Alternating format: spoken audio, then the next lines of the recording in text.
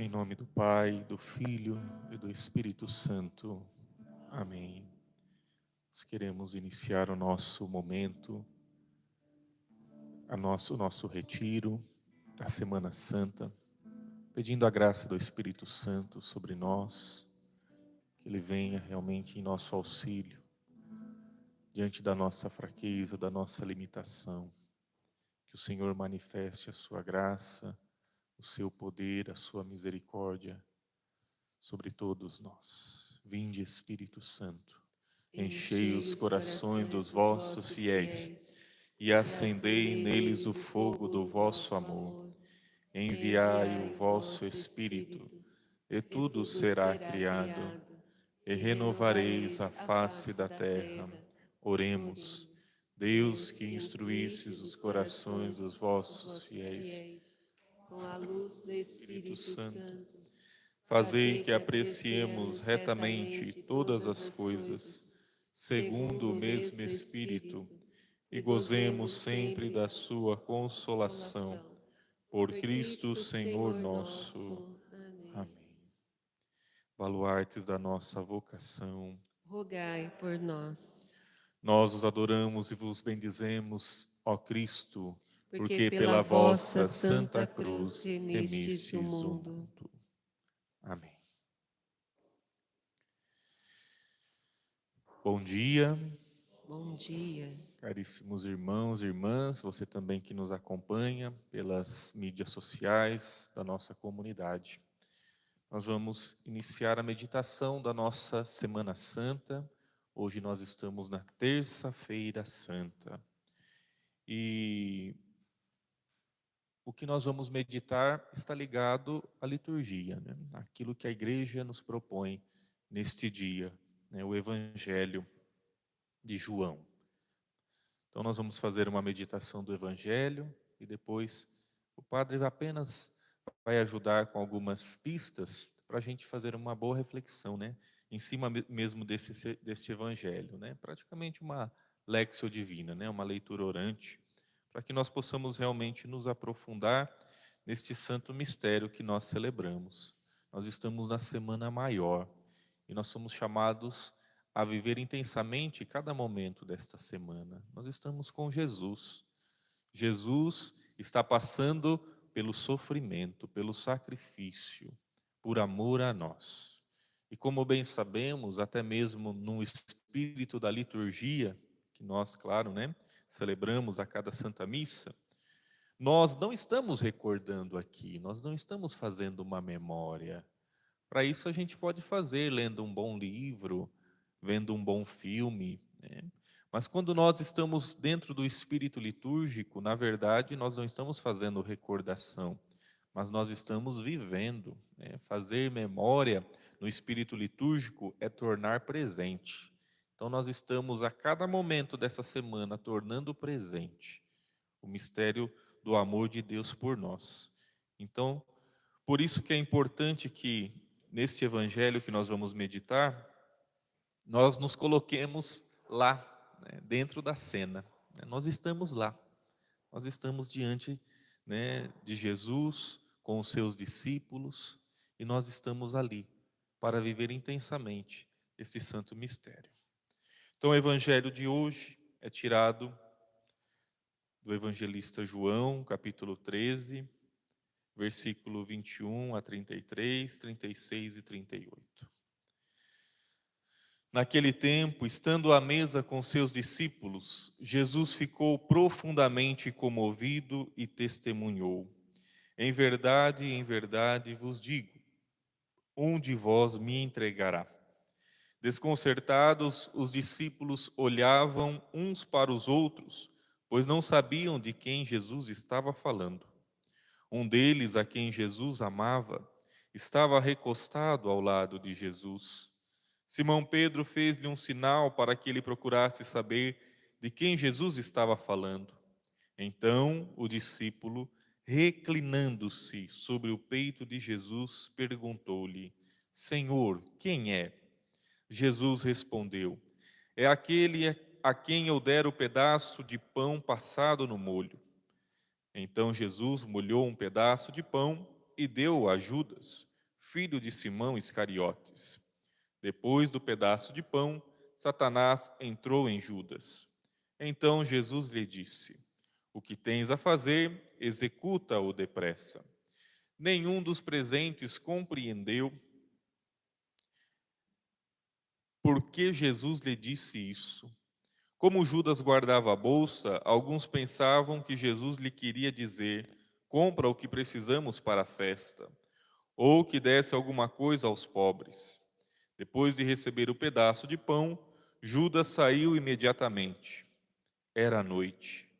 Depois que Judas saiu, disse Jesus: Agora foi glorificado o Filho do Homem, e Deus foi glorificado nele. Se Deus foi glorificado nele, também Deus o glorificará em si mesmo e o glorificará logo. Filhinhos, por pouco tempo estou ainda convosco. Vós me procurareis, e agora vos digo, como eu disse também aos judeus: para onde eu vou, vós não podeis ir. Simão Pedro perguntou: Senhor, para onde vais? Jesus respondeu-lhe: Para onde eu vou, tu não me podes seguir agora, mas me seguirás mais tarde. Pedro disse: Senhor, por que não posso seguir-te agora? Eu darei a minha vida por ti. Jesus respondeu: Darás a tua vida por mim? Em verdade te digo, o galo não cantará antes que me tenhas negado 3 vezes. Palavra da salvação. Glória a Glória a vós, vós, Senhor. Senhor. Este é o evangelho que a liturgia nos propõe nessa terça-feira santa. E aqui nós somos chamados a fazer esta experiência, praticamente podemos chamar de o sofrimento de Jesus, já inicia ali diante da ceia, né? Nós estamos no momento da ceia, né? Como bem sabemos, se a gente depois meditar o capítulo 13 de João, nós estamos dentro da última ceia. E rico, né? Muito rico em detalhes. E ali começa o grande sofrimento de Jesus. Por quê? Porque o seu grande sofrimento está em saber que os seus, né? No caso aqui nós vamos meditar 2, né? Os seus, aquele que ele tanto amou, aqueles que foram chamados, aqueles que viveram praticamente intensamente todo aquele tempo com ele, que ouviram as suas pregações, que viram os milagres, os prodígios, que estavam sempre com o Mestre. Um deles será o grande traidor. Ou seja, aqui já começa o sofrimento de Jesus, né? Não é apenas o sofrimento da dor, né, das chagas na cruz, da flagelação, não. A dor de Jesus já inicia aqui. Um dos seus vai trair. E mais do que isso, como nós vamos meditar depois, né? Essa traição, ela não começa na última ceia, né? Ela não começa nesse momento, ela já vinha de tempos. Então Jesus aqui já começa o seu, sim, padecimento, o seu sacrifício. E eu convido, nesse sentido, a nós meditarmos 3 cenas, né? O Evangelho de João, como o padre disse, é muito rico em detalhes, mas vamos hoje ficar só em 3 cenas importantes para que nós possamos depois fazer a nossa meditação pessoal. A primeira cena, a ousadia do discípulo amado. Por que a sua ousadia? Porque Jesus vai dizer ali, né? Um de vós vai me trair. E ali Simão Pedro faz um sinal para João. Por quê? João é o discípulo amado. E João é aquele que sempre buscou em Jesus a intimidade.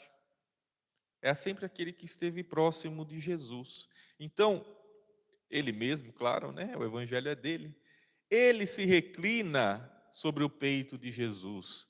E este reclinar-se no peito, como tantas vezes nós já meditamos, rezamos, cantamos, é esta busca da intimidade com o Mestre. Senhor, né? Quem será esse, né? Senhor, quem é? Ou seja, João aqui, talvez a gente pode entender que ele foi um pouco invasivo, ou que ele quer saber demais, né? Mas na verdade não.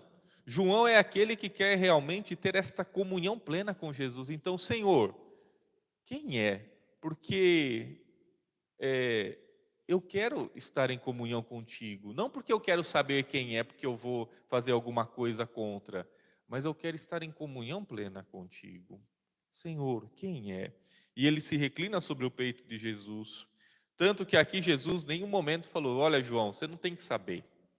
Jesus não foi assim, áspero com João. Olha, você tá invasivo demais, você está querendo saber demais. Muito pelo contrário, Jesus entendeu o sentimento de João. Por isso que Jesus vai dizer, né? Aquele a quem eu der o pedaço de pão passado no molho. João nos mostra o verdadeiro sentido da intimidade. E é tão bonito isso porque nós vamos perceber depois, né? Aqui só está uma cena, mas depois dos desdobramentos deste momento, quem verdadeiramente ficará com Jesus até o suplício da cruz, até a dor extrema da cruz. Então, diante dos seus discípulos, nós temos um discípulo amado, que busca a intimidade, que quer participar do projeto de Deus, que ainda não entende, ainda não sabe, nenhum deles consegue ainda compreender esse projeto de Deus.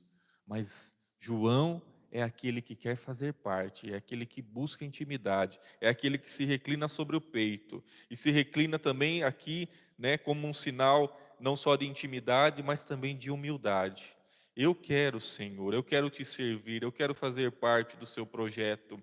Em outras palavras, mesmo não sabendo, eu quero fazer parte do seu sofrimento, eu quero fazer parte da sua angústia, eu quero ir contigo até o fim. Esta é a primeira cena, a ousadia do discípulo amado, a sua busca intensa por ter uma intimidade com o Mestre. Depois nós vamos para a segunda cena, que é a traição de Judas, ou melhor, né, o anúncio da traição de Judas. No texto de João, Judas, ele praticamente não diz nenhuma palavra diferente dos outros textos, né, dos outros evangelistas. Mas já é muito óbvio, né, que o seu coração não comunga mais do projeto do Divino Mestre. O pão passado no molho, ele significa um gesto de amor, um sinal de estima, né? Ou seja, o judeu tem muito dessa dimensão, né, de consideração pelo outro com um gesto, né? Mesma forma que a gente tem hoje, querendo ou não, uma dimensão assim afetiva, né? Um aperto de mão, um abraço, um cumprimento, uma saudação, uma reverência, vamos dizer assim. Então, o judeu também tem essa dimensão nesses pequenos gestos. Então, o pão oferecido, né? O pão que se põe, não passa no molho e se oferece, é esse gesto de estima, que gera, querendo ou não, uma comunhão. Então, entendamos bem. Jesus já sofria a dor ali no seu coração da traição. Por quê? Porque Jesus já sabia que Judas o havia traído? Não nesse momento. Mas Judas já estava traindo o mestre há muito tempo. Segundo, né, é, os, os que fazem exegese da Sagrada Escritura, praticamente lá no capítulo 6 de João, né, nós já vamos ver Judas um pouco diferente, né, questionando, principalmente depois do discurso do pão da vida. Judas praticamente ele, né, como muitos judeus não entenderam, e é praticamente aquele momento que Jesus, né, vai dizer, vocês querem ir embora? Né? Então naquele momento Judas já não comungava mais do projeto de Jesus. Podemos dizer que a traição já se começava ali? Por que não? Né? Já estava no seu coração. Tanto que João, quando apresenta que Satanás entrou em Judas, né, a gente fala, nossa, então agora ele está possesso, né? Não é nada disso. É porque, na verdade, ele já não comunga do projeto do Pai. Ele já não está em comunhão com Jesus. É muito diferente, claro, da atitude de João, que buscava intimidade com Jesus, que buscava a comunhão plena, Judas não está mais em comunhão com Jesus. Mas aí, paremos para pensar. Judas continua discípulo de Jesus. E Jesus deu o pão para Judas. O pão, como o padre disse, é considerado uma questão de estima, de comunhão. Jesus ainda dá chance para Judas. Jesus quer fazer comunhão com ele. Jesus ainda, claro, em nenhum momento teve um olhar de repreensão.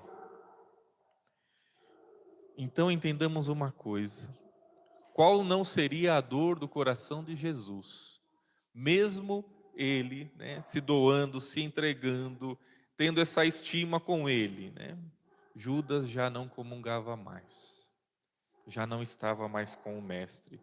Por isso que Jesus vai dizer: vai lá e faça o que você tem que fazer, porque na verdade o seu coração já estava longe. Nós podemos também trazer isso para a nossa vida.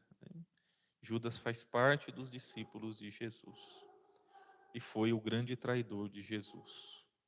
Pois bem, é o que eu meditava hoje na paróquia, Às vezes a gente vê Judas como algo tão horrível, e fala: nossa, até se tem a tradição de, no sábado santo, malhar o Judas, em alguns lugares.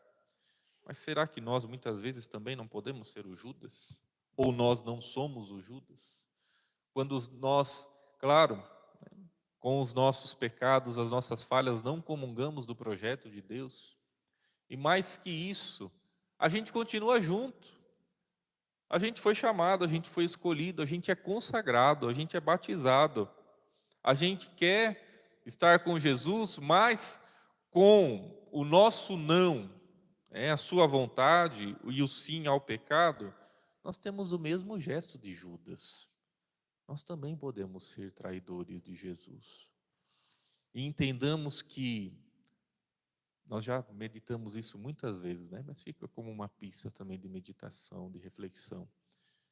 Com certeza, o pecado de um consagrado, o pecado de alguém que tem um chamado específico, o pecado de alguém que fez a experiência com o mestre, de um discípulo, que passou pelo discipulado.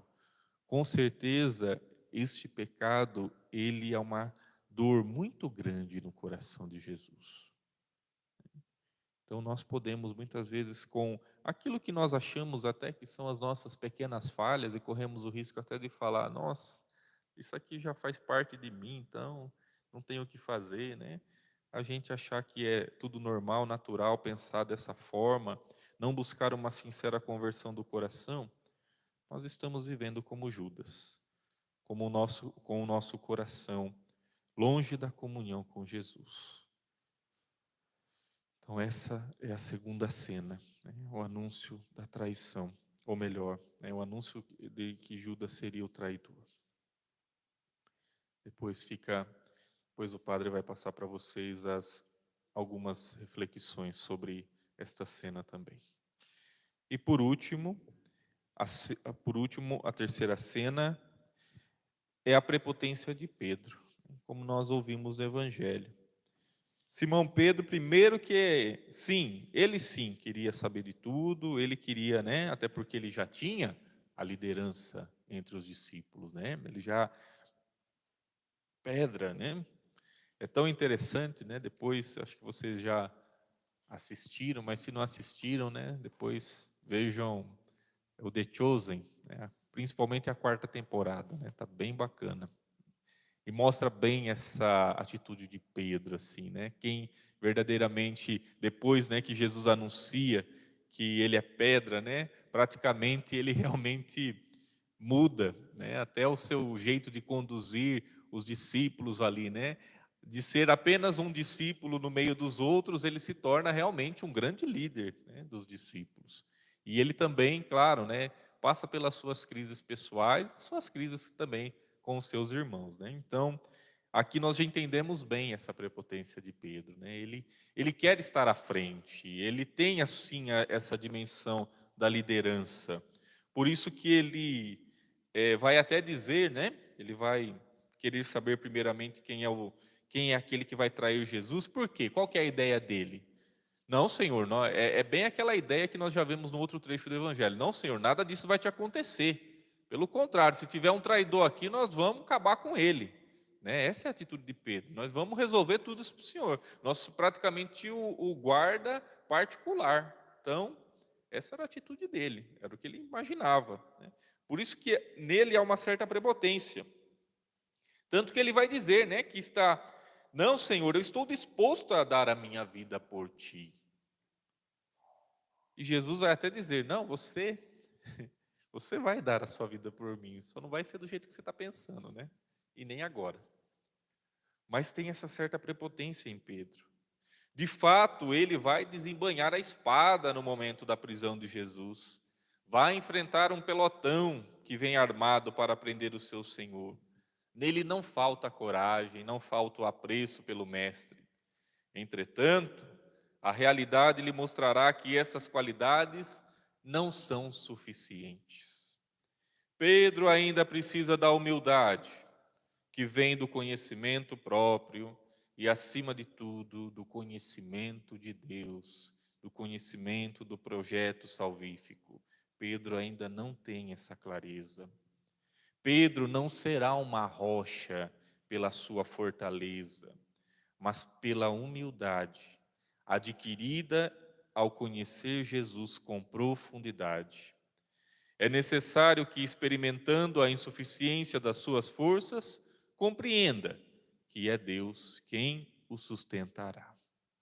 Pois bem, este é Pedro, que na sua prepotência ainda não compreendeu o mistério salvífico, mas compreenderá no momento certo, né? Ele passará por essas crises, ele passará também pela traição da negação.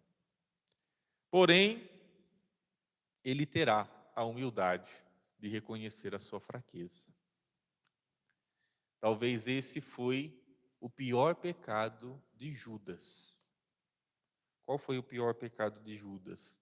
Trair Jesus? Nós muitas vezes pensamos que o pior pecado de Judas foi trair Jesus. Não, o pior pecado de Judas não foi trair Jesus.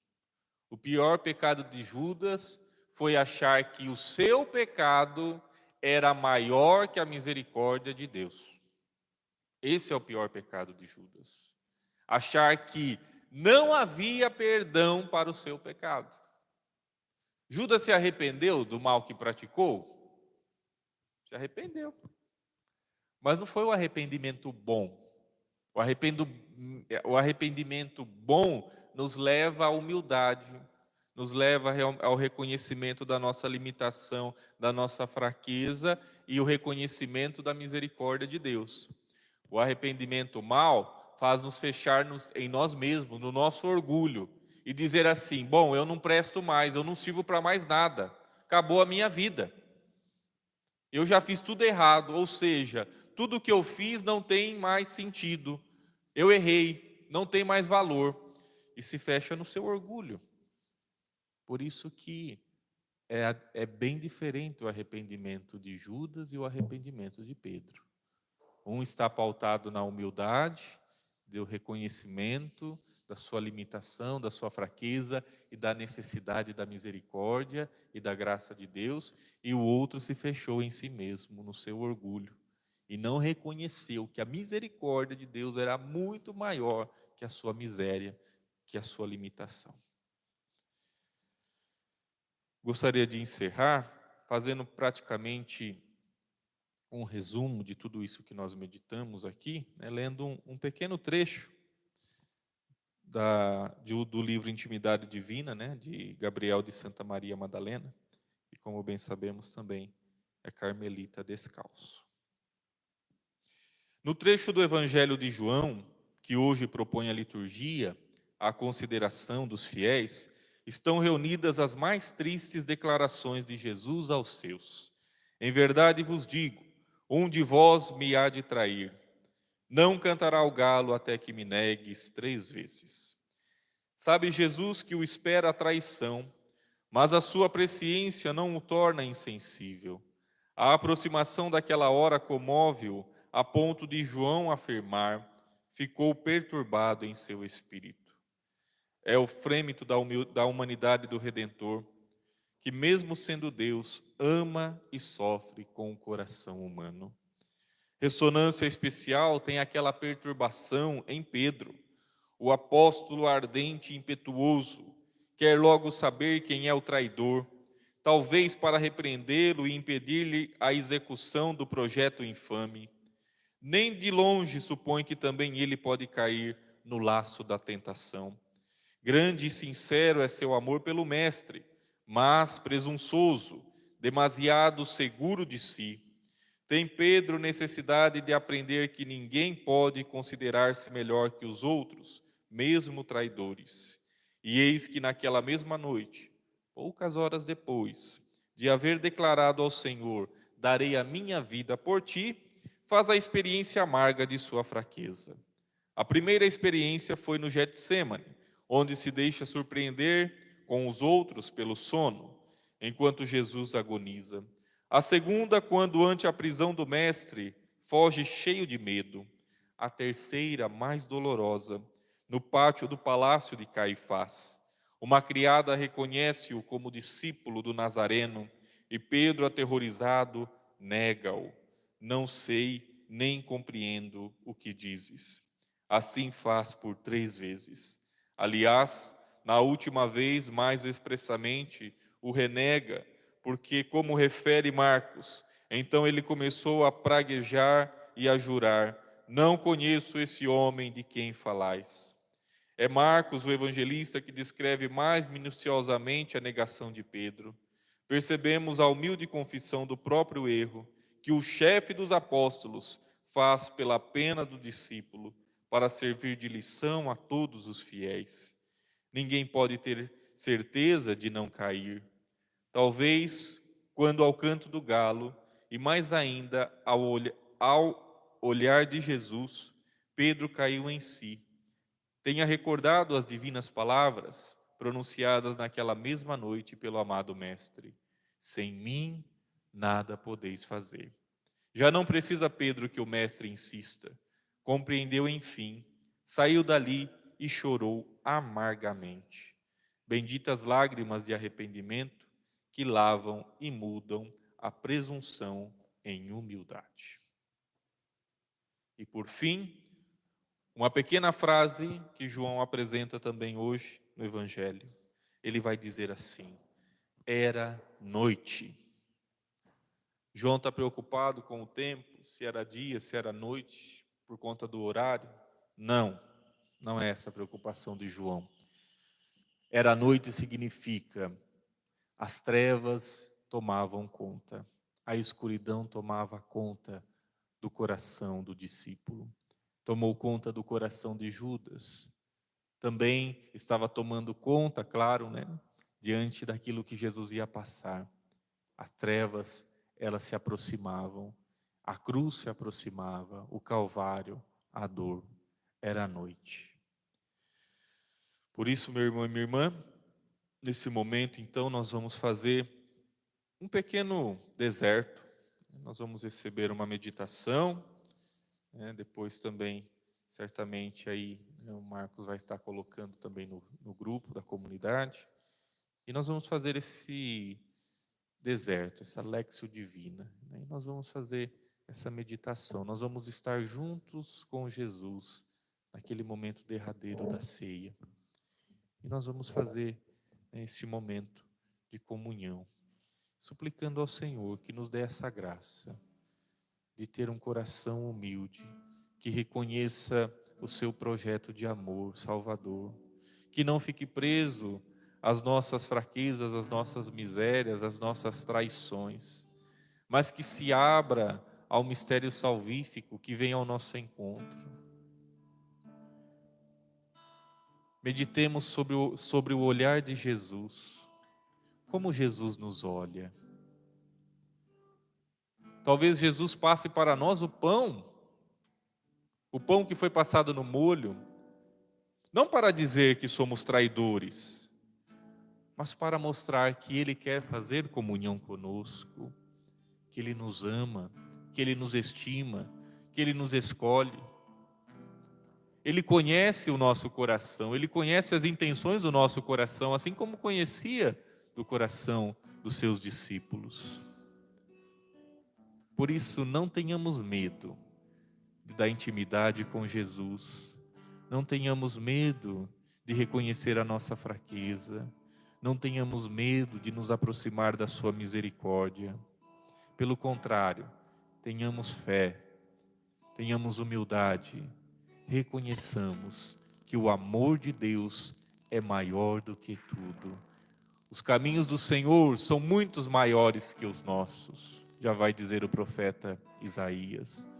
Os pensamentos do Senhor estão muito acima dos nossos pensamentos. Nós os adoramos e vos bendizemos, ó Cristo, porque pela vossa santa cruz remistes o mundo.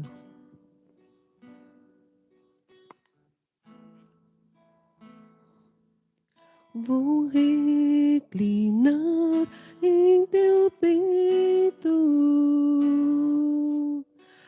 mestre amigo, quero escutar cada pulsar teus desejos de perscrutar. Quero ajustar meu coração ao teu, Senhor meu Deus, e ser só teu, viver em ti. Quero ajustar meu coração ao teu, amado meu, ser todo teu, viver em ti.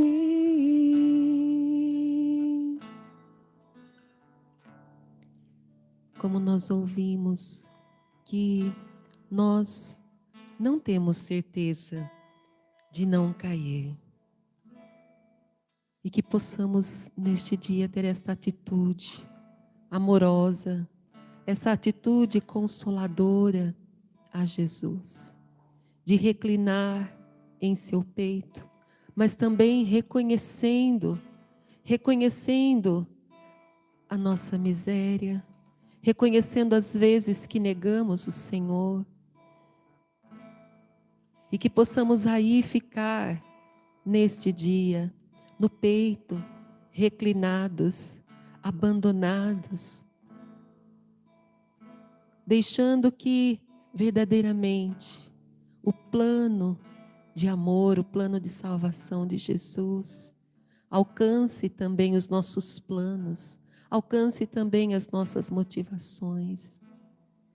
Estamos aqui, Jesus, no teu peito, reclinados, Senhor, abandonados.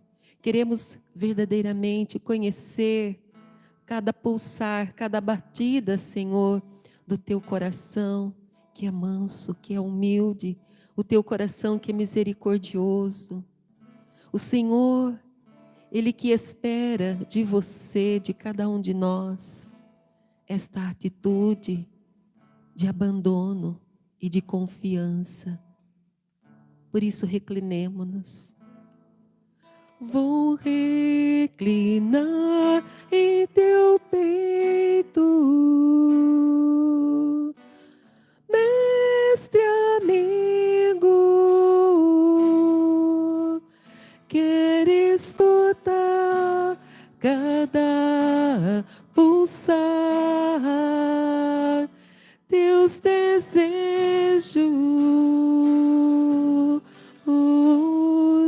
de perscrutar.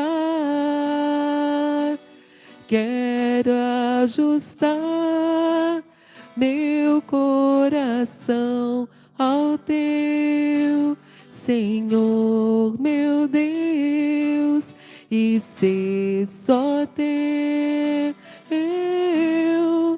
viver em ti. quero ajustar meu coração ao teu, amado meu, ser todo teu, permanecer em ti.